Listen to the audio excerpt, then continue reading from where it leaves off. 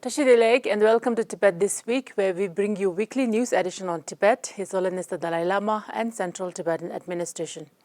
Let's have a look at today's headlines. Sikyong Penpa attends the enthronement ceremony of the 105th Gaden Rinpoche and visits Tibetan institutions in Mundgod. Speaker-led Parliamentary delegation concludes study mission program in England and Scotland. Central Tibetan Administration observes International Day for Elimination of Violence Against Women. Italian edition of Amala book launches in Italian Senate in Rome. USAID's Mission Director Steve Olive-led delegation visits Tibetan Parliament-in-Exile and meets with His Holiness the Dalai Lama. 13th Tawang Tirth Yatra flagged off with Grandeur and Patriotism. Central Tibetan Administration hosts Symposium in Taipei on building common ground with key allies.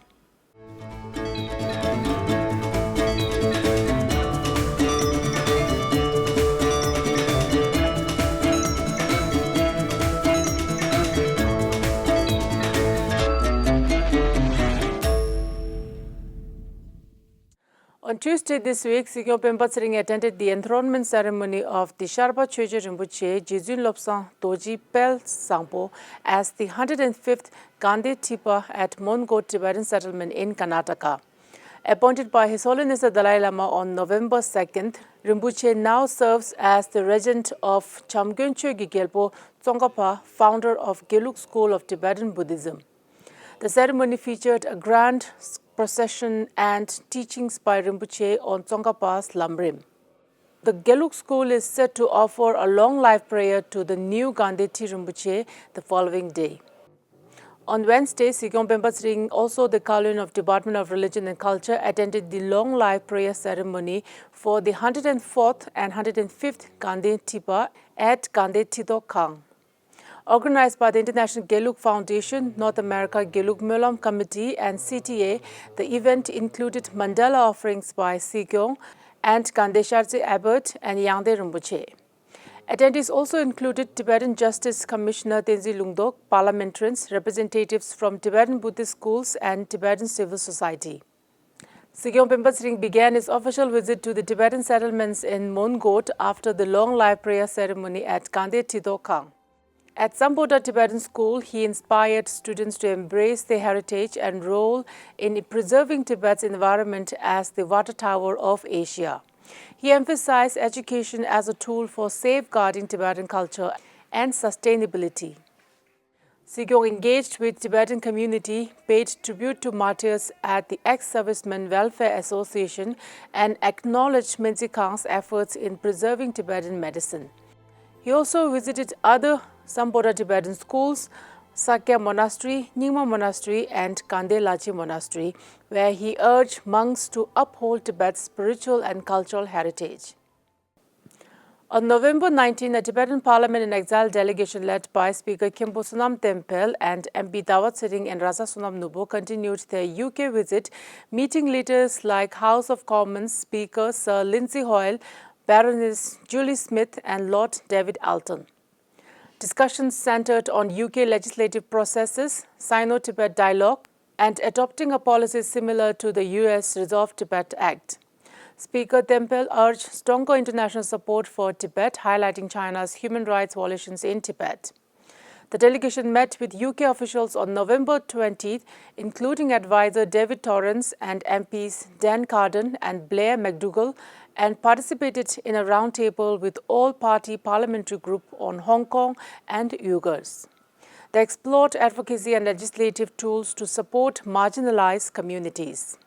On November 22nd, the delegation concluded their UK mission with roundtable with the Tibet Support Group, advocating for UK policies aligned with the US Resolve Tibet Act and countering China's disinformation. They also met with Tibetan community at Jamyang Buddhist Center in the city. The delegation's Scotland mission began with an introduction to the Scottish Parliament, followed by meetings with MSPs Sarah Boyack and Rose Greer, former Deputy Presiding Officer Linda Fabiani, and discussions on devolution, democracy and Tibet advocacy. They attended a cross-party group on Tibet meeting and engaged with Scottish Greens co-leaders Patrick Harvey and Lorna's letter on climate action. The visit concluded with a community dinner and a reflection on Scotland's democratic governance as a model for Tibet's global advocacy. The study mission to UK and Scotland was accompanied by Representative Tsering and staff of the Office of Tibet London, staffs from the NDI and USAID, as well as program officers from the Tibetan Parliament-in-Exile's Parliamentary Secretariat. The Central Tibetan Administration observed the International Day for Elimination of Violence Against Women on Monday with a half-day event at Sikyong Auditorium in Kangchen, Kyushu. Organized by the Women's Empowerment Desk, the program aimed to raise awareness of gender-based violence and was part of VET's 16-day activism campaign.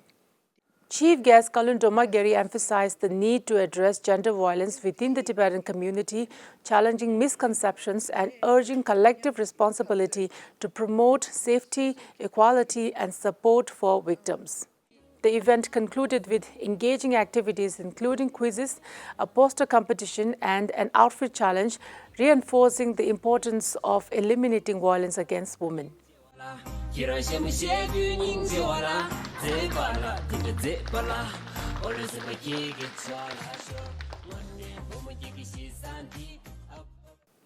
On Wednesday this week, the Italian edition of the book Amala was launched at the Italian Senate in Rome.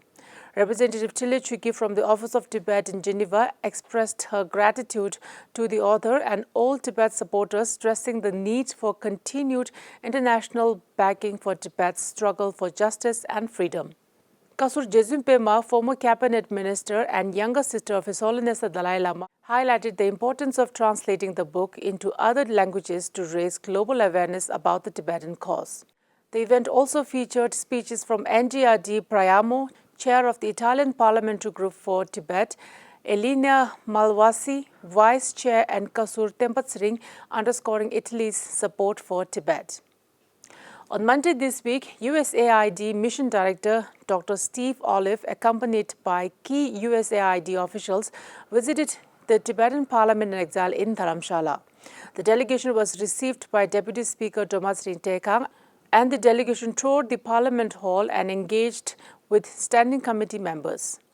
The Deputy Speaker expressed gratitude to the U.S. for its unwavering support, including legislative measures for Tibet and programs aiding Tibetan democracy and welfare. She highlighted Tibet's climate significance at COP29 and advocated for Tibetan representation at future climate forums. She also called for expanding the Tibetan scholarship program to empower Tibetan students.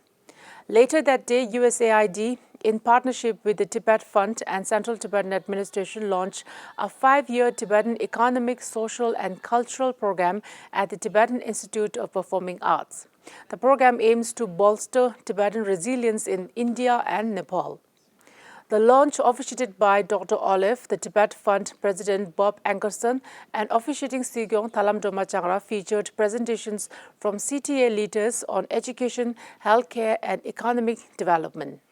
Dr. Olive praised the Tibetan community's resilience and reaffirmed U.S. bipartisan support for preserving Tibetan culture and promoting self-reliance. And so it's an honor to finally meet all of you who are dedicated to safeguarding the Tibetan culture, religion, and way of life under the compassionate guidance of His Holiness, the Dalai Lama, and continue to serve as a beacon of hope in a divided world. As you carry forward this proud tradition, know that you are not alone. The United States stands with you in preserving Tibetan culture, enhancing your economic opportunities, and fostering resilience and a self-reliant future. The 13th Tawang Tirth Yatra 2024 Tiranga Par Kailash Mansarovar was inaugurated on 19 November in Guwahati by Bharat Tibetan Sahayog Manch, celebrating India-Tibet cultural and spiritual ties. Senior RSS Pracharak Sri Indresh Kumar flagged off the Yatra on 20th November with 275 participants from 23 states embarking on the journey to Tawang. Some of the key highlights were presentation of the Hindi edition of His Holiness the Dalai Lama's autobiography, Mera Desh Mere Desh Vasi, calls for the boycott of Chinese products and increased global awareness of Tibet's plight and reflection on Tibet's historical ties with India and its impact on regional peace. The week-long Yatra travels through Mongolia, Bomdila and Sela Pass, culminating in Tawang, symbolizing India's enduring support for Tibet and commitment to justice. The Snowland Forum 2024 themed Symposium on Finding Common Ground was held on 23rd to 24th November at National Chengchi University, Taiwan, organized by the Office of Tibet. The forum addressed U.S. legislation on Tibet, global Tibet policy, and democratic movements in China, Hong Kong, East Turkestan, Southern Mongolia, and Taiwan amid rising global authoritarianism. Tibetan leaders, scholars, and activists, including Secretary Kamachwing of the Department of Information and International Relations and Representative Kesa Gezebawa, discussed the importance of recent U.S. legislation like promoting resolution to Tibet-China Dispute Act, which affirms Tibet's sovereignty and supports unconditional dialogue under the Middle Way approach. Other key highlights from the two-day forum were the significance of U.S. support in countering China's narrative on Tibet, international solidarity for Tibet's human rights and cultural identity, and strategies to strengthen Tibetan-Chinese exchanges and global advocacy. On Monday this week, the Central Tibetan Administration convened a meeting of Chinese liaison officers at the Office of Tibet in Taiwan to enhance cooperation with Chinese pro-democrats and allies like Uyghurs, Hong Kongers, and Taiwanese. The forum emphasized international collaboration to counter China's authoritarian influence and protect Tibet's unique identity. That is all the news for this week's edition of Tibet This Week. Thank you so much for watching.